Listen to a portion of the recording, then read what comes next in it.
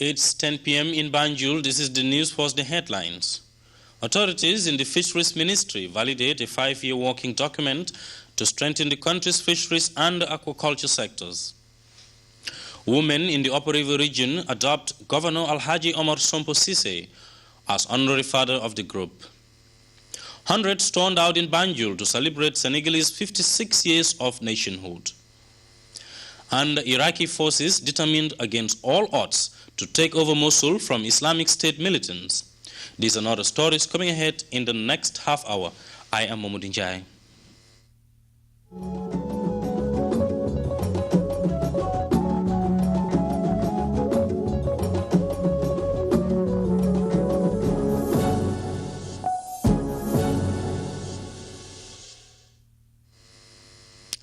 The Ministry of Fisheries and the United Nations Food and Agriculture Organization on Thursday validated the drafted Fisheries and Aquaculture Sectors Strategic Action Plan 2015-2020.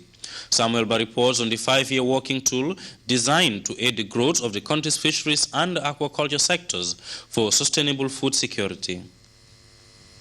The 5-year draft strategy follows a comprehensive review of the entire fisheries and aquaculture sectors. The document, when finalized, is therefore expected to help combat and enhance food security efforts and chart a roadmap for interventions in the marine resources.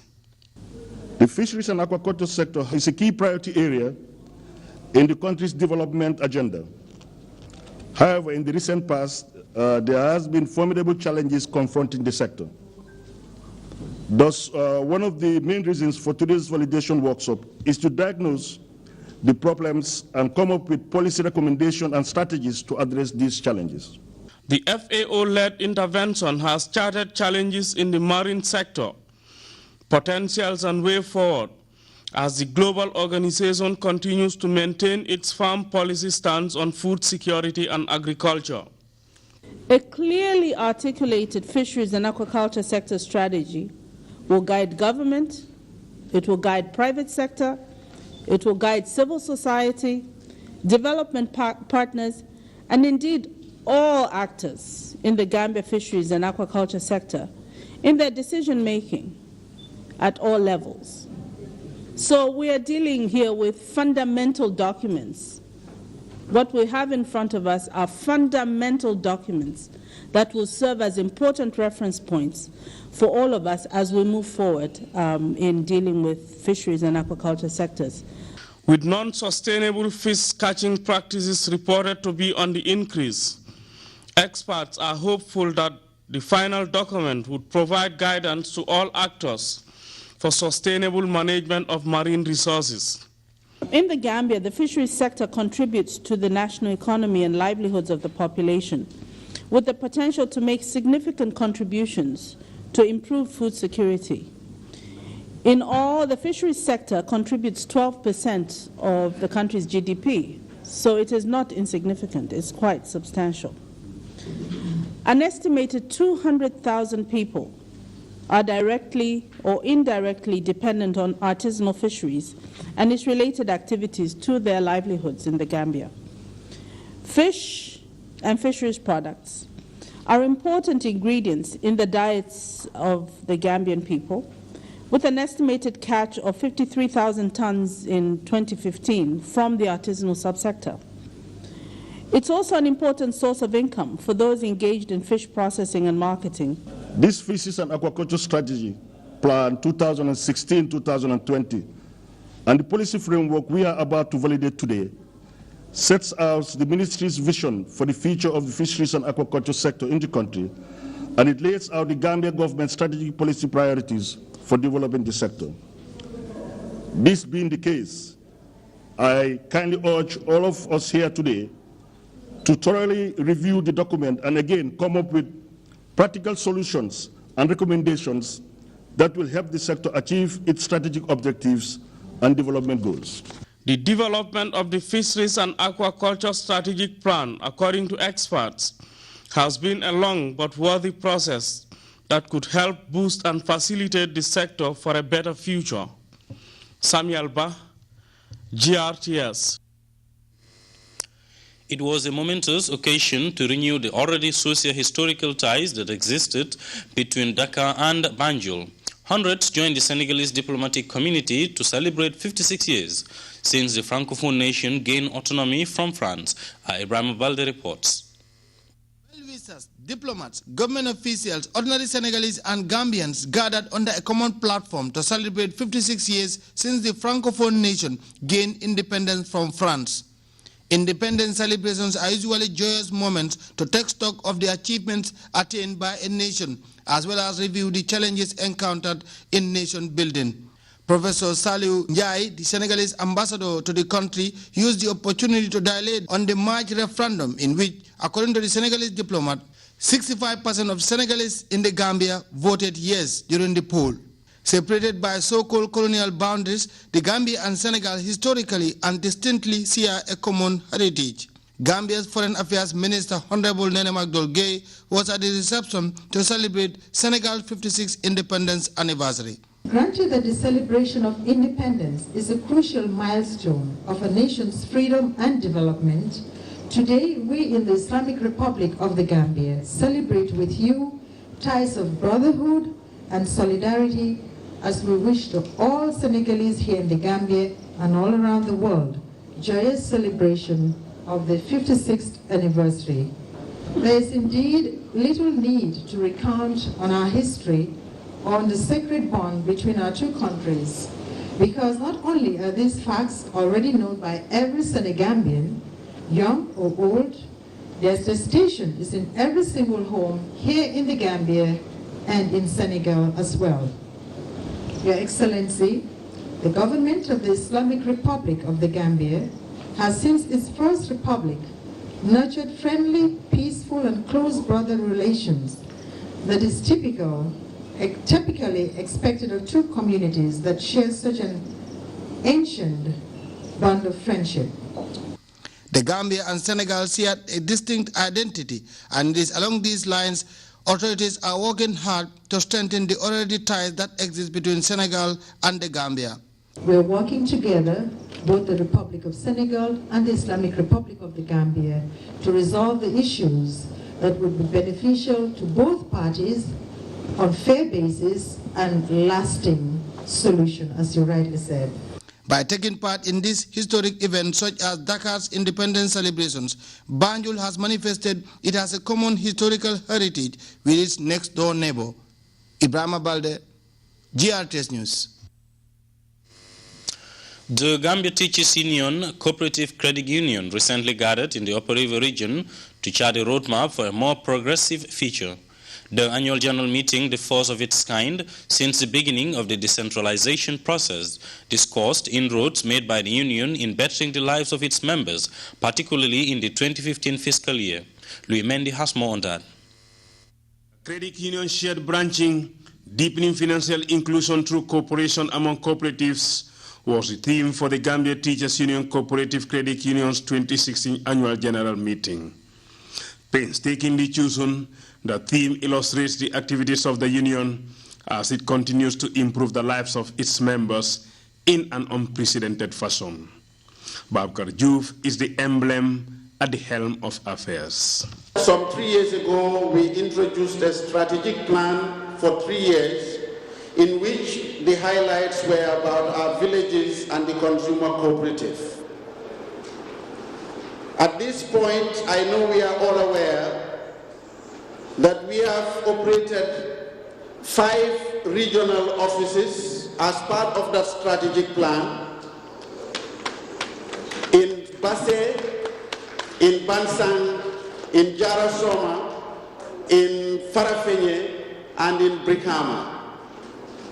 The consumer cooperative has consistently distributed motorcycles since 2013, and we are happy to say at this point close to 1,000 motorcycles are plying the roads of this country courtesy of our consumer cooperative. The Basse Convergence was an opportunity for the unionists to take stock of the performance of the union in the 2015 fiscal year, as well as chart ways for a more progressive future. The team Credit Union Share Branching is intended to deepen financial inclusion through cooperation among cooperatives. It resonates with the fundamental and overriding principles that credit unions are built upon. Cooperation among cooperatives. With a promising balance sheet for the year ended 2015, the Gambia Teachers Union Cooperative Credit Union is in a strong financial footing to look after the welfare of teachers. But to be able to do this in a sustainable manner, one thing remains obvious. The only answer to that is you must save and continue to save and continue to save.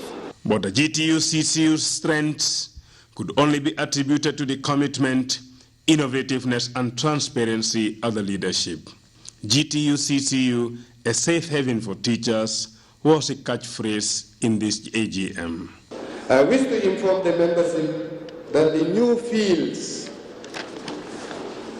of membership can now open accounts in our outlets. Our able and non-procrastinating management team has put in place the required formalities for newcomers to join the happy family. In this I mean your wife, your child can now be a member. Just walk to any of the outlets and then put in the thousands, the hundreds, and whatever you have. The Basse Convergence climaxed with the election of Seni Fatajo for the open seat on the GTU-CCU board, beating fellow contestant Monolamin Sonko. Louis Mendy, GRTS. The women of the Upper River region, faithful to the APRC party, adopted Governor Alhaji Omar Sompo Sise as honorary father. The title was conferred to Governor Sise when the party militants gathered in the provincial capital of Basse to observe the country's 51st independence anniversary celebrations. As Babukar Kamara reports, Governor Sise equally used the occasion to thank all those organizations and individuals who contributed in one way or the other to the successful organization of the independence anniversary in Basse in his region. They stood to the call of the national anthem, but their presence at the program was triggered by Alhaji Omar Sompo Sise, Governor of the Upper River region, as their honorary father. Alhaji Omar Sompo Sise. Alhaji Omar Sompo Sise. Gambia Musolu. Gambia Aru. There are 7 constituencies in the Upper River region, and this is a decision of all its youth and women mobilizers.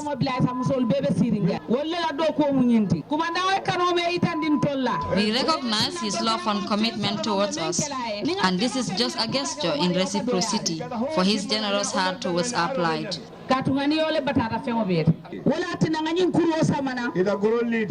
As a token of appreciation, we have decided to give him this collar nut and canned rings, including the gown he wore during Independence Day. The men on that evening platform were APRC political heavyweights, including its mobilizers, regional governors, members of parliament, and party militants. The convergence has one objective: conferring Governor Sise with the honorary title of a father for the APRC women and seek his wisdom as their political father, having considered his political credentials of kindness and commitment over the period. Different speakers, including both the national youth and women mobilizers, Honorable Babugay Sonko and Aissatou Jufanka Jaju respectively, spoke about his commitments towards the party, adding he is an extrovert who doesn't live on his deeds. Therefore, it is necessary to recognize his efforts on Gambian women and the APRC party at large. Several testimonies and accolades poured on Governor Sise by the APRC heavyweights, including Mobilizer General Yankuba Koli and veteran Governor Alhaji Omar Khan of the Central River region. Both hail Governor Sise for his exemplary leadership qualities.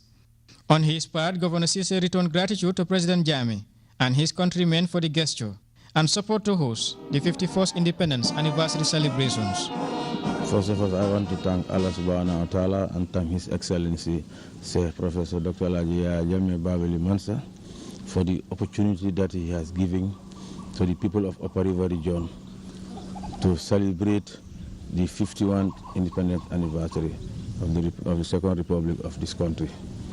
It's a big opportunity, as you can see. The people of this region are very pleased, very appreciative to what is happening in this region and the country at large.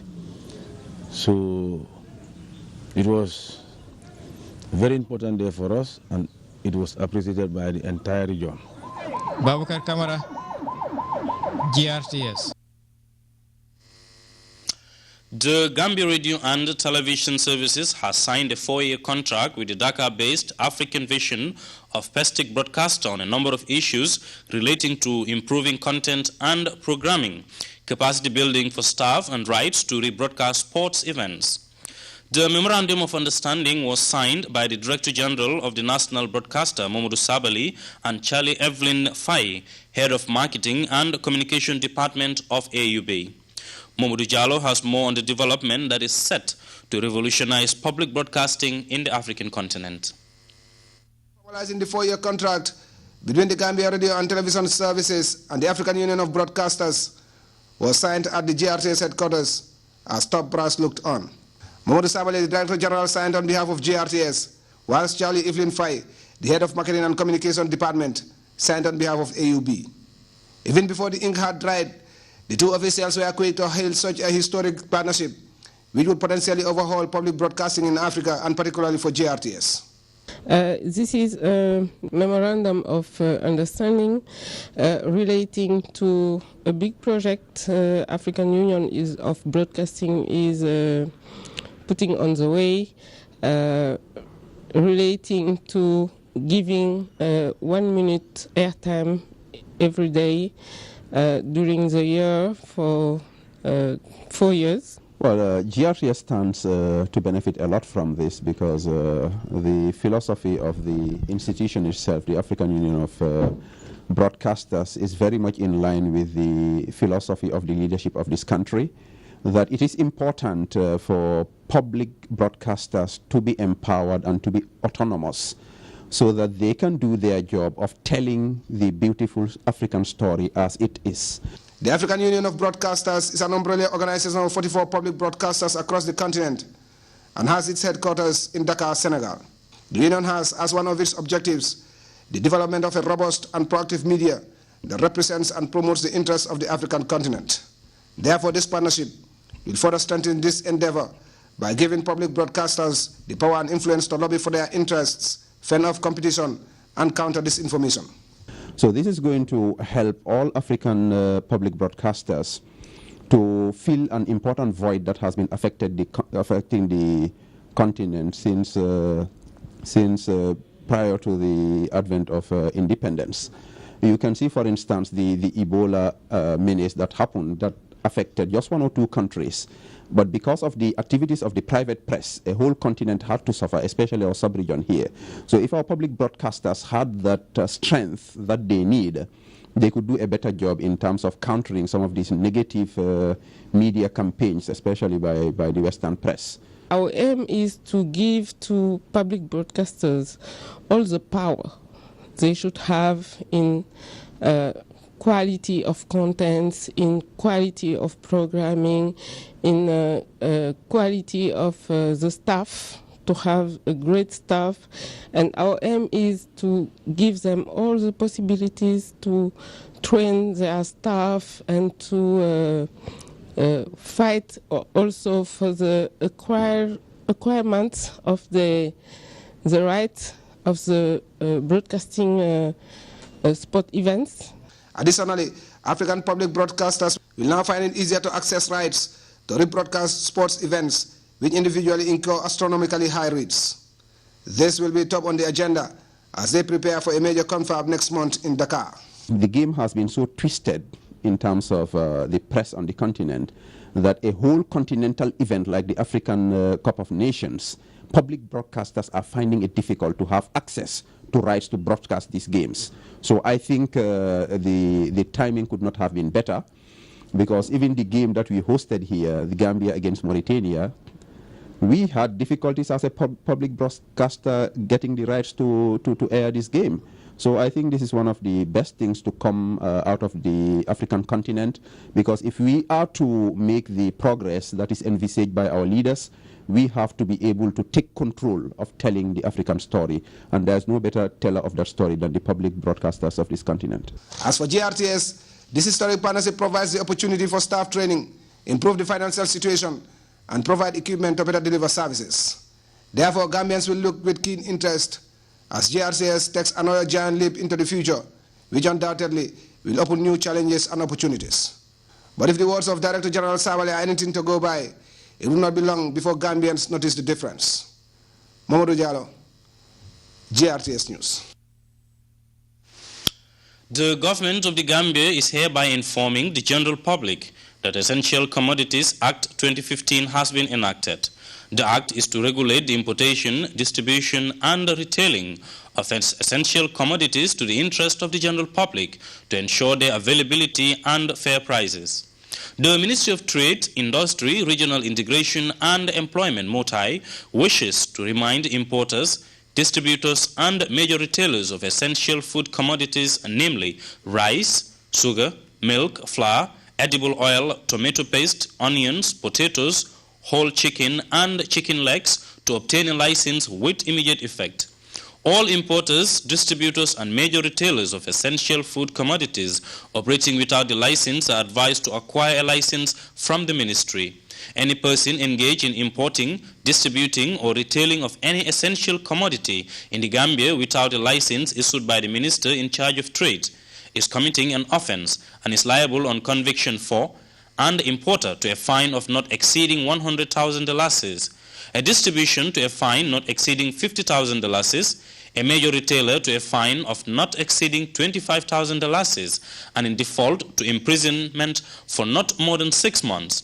$25,000 application forms can be obtained from the Ministry of Trade, Industry, Regional Integration, and Employment from Mondays through Thursdays from 10 a.m. to 5 p.m. For further inquiry, please contact the Ministry on 422-8392, 422-8868. We'll be back with news from outside the Gambia after this short break. Don't go away.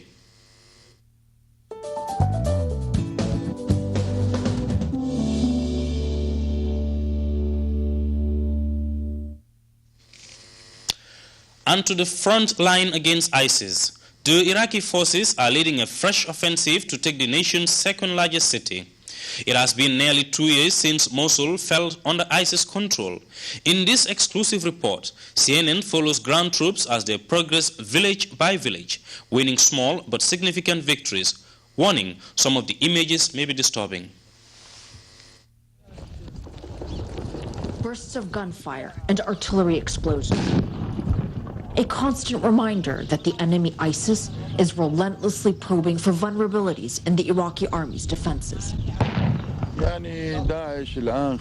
ISIS, and especially now, we are on the perimeter of what is their so-called caliphate. They are using waves of suicide bombers backed by fighters. Coalition airstrikes leveled this building ISIS militants had snuck into the night before we arrived. The hillside is strewn with the bloated bodies of dead ISIS fighters. One of them looks particularly young, a teenager, the Iraqis say. General Djibouti's men only recently recaptured this village and a handful of others.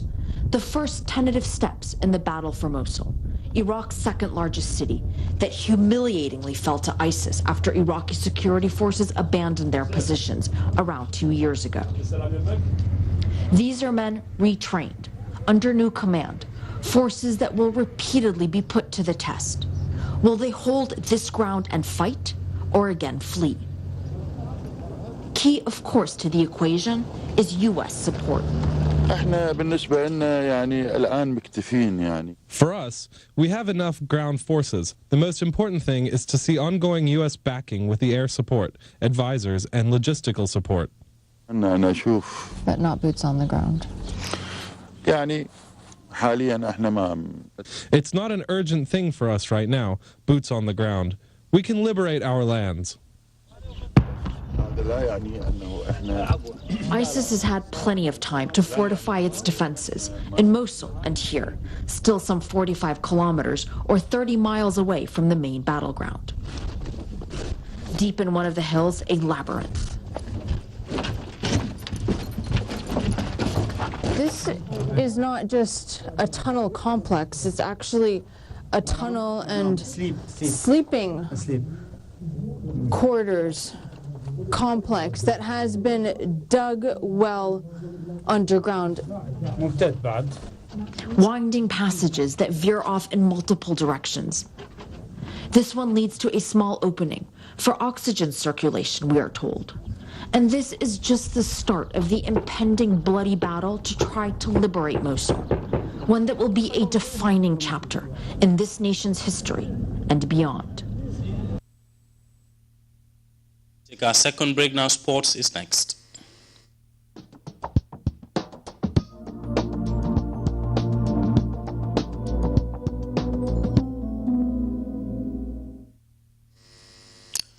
And now to sports.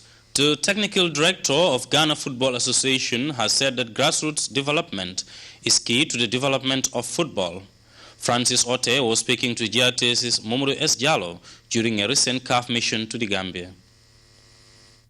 Being a living witness of Ghana being a shining example when it comes to football on the continent. Now that you are in the Gambia, we want you to share with us the importance of technical setup in a football association, a football federation. In brief, probably to tell you that we need to look at the strategic points. And if you want to look at the strategic points, before the setup, you have to have this project cycle. And the project cycle will tell you the situational analysis. From the situational analysis, you come to your strategy. That is, where do you want to go? After you have known where you were, that is the situational analysis. Then we come to the strategy. That will be the where do you want to go. So from there, if you know where to go, then you now come to your implementation. You look at the technical department, where you need to talk about coaching, you need to talk about refereeing, you need to talk about the sports medics, you need to talk about the administration itself. See, these are the 4 areas that are under the technical directorate and which form very important domains. So these 4 domains will take care of everything. What is it there for a country like the Gambia can learn from Ghana? The grassroots is always important. The grassroots is always important, and the grassroots is part of the coaching, and it is part of the 4 domains that we have already spoken about.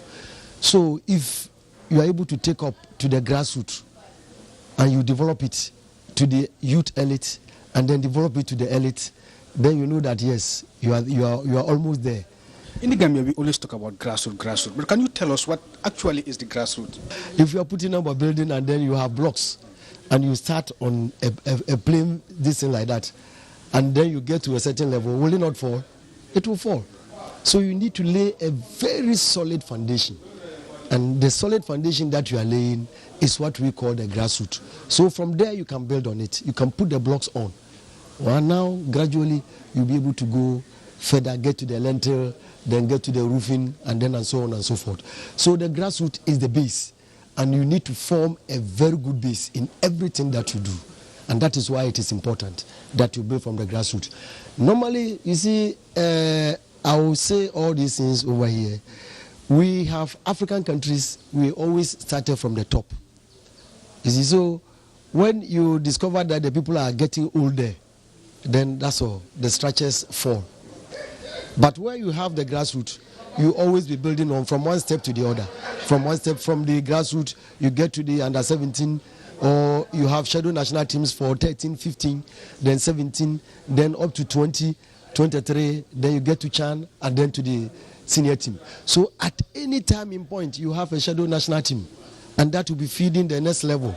So if you have this, tell me, don't you think it will be wonderful? Even if you have the Scorpions, I think the Scorpions is the senior team. So even if you move from the CHAN or the under 23, that's the Olympic team, to the Scorpions, you have longer time, you have longer playing time, and that will help the country and everybody will just be smiling. Just be smiling. Just be smiling.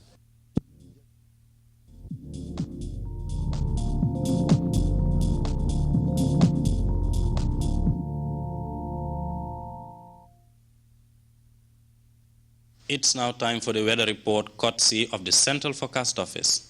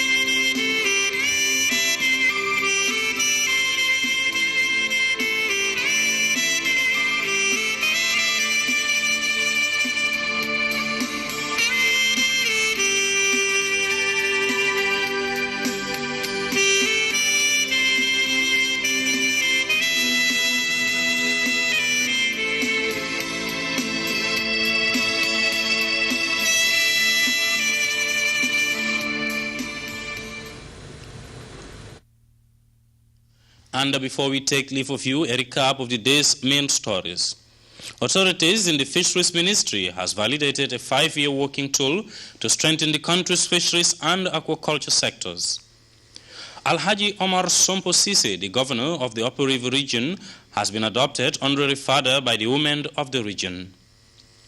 Hundreds turned out in Banjul to celebrate Senegalese 50 years or 60 years of nationhood. And the Iraqi forces are determined to take Mosul from ISIS. That was all in this edition of the News at 10. Thanks for the pleasure of your company. Do stay with GRTS and enjoy the rest of our interesting programs.